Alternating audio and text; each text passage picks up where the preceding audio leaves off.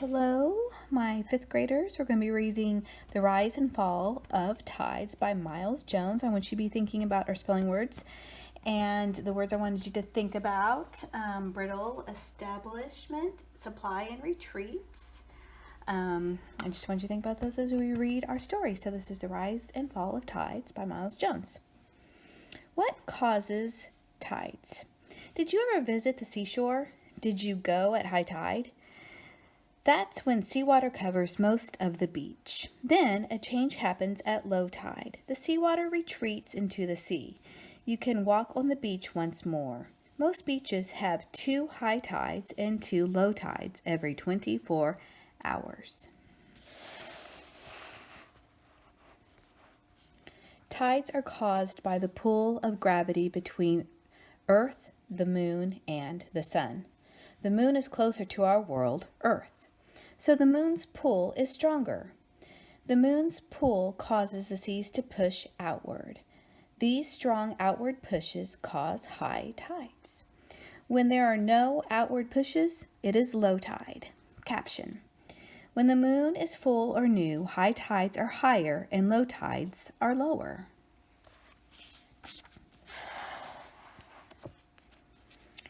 People who fish keep a watch on the tides. The movement of the water carries their boats and trawlers in and out. When the tide goes out, the fishermen leave port to fish. When the tide comes in, they return home again. Caption: a trawler is a kind of fishing boat. This trawler is followed by hungry seagulls.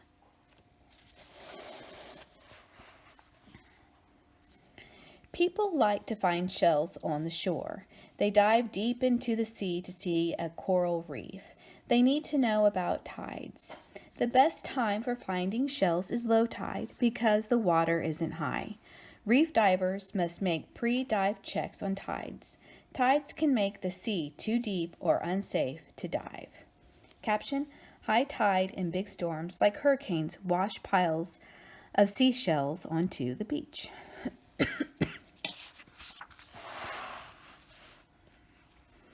The size of the tides depends upon how the shore is shaped.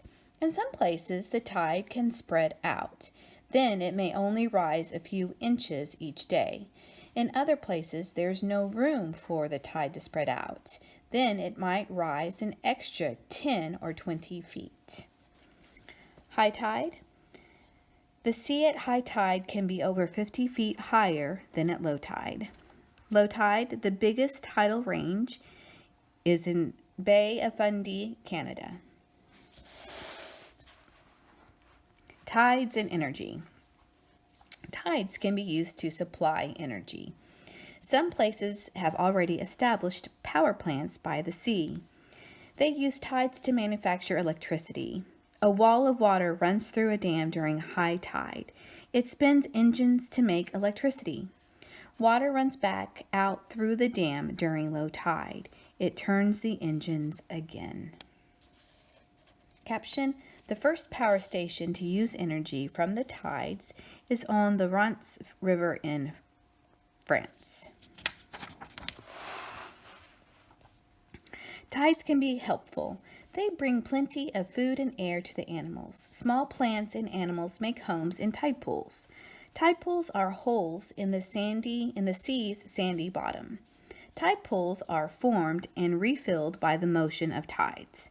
You might find a sea star or a crab with big claws in a tide pool. Caption: sea stars live both in the sea and in tide pools. If a sea star loses an arm, it can grow another. Tides can cause strong waves. These massive waves crash over the animals. This may keep a small creature underwater. It may push animals out of the water. In the end, the animals wash up on land. They become dry and brittle. Animals might crawl deep into the moist sand for safety. Caption: ghost crabs dig tunnels up to 3 feet deep. They live on the east coast of the United States.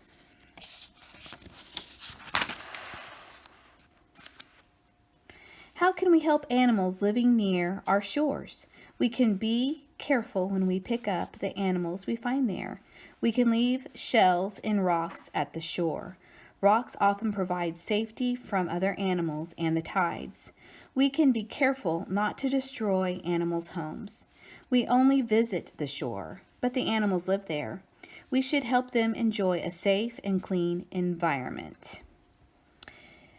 Caption: People explore the tide pools along a beach at Olympic National Park in Washington.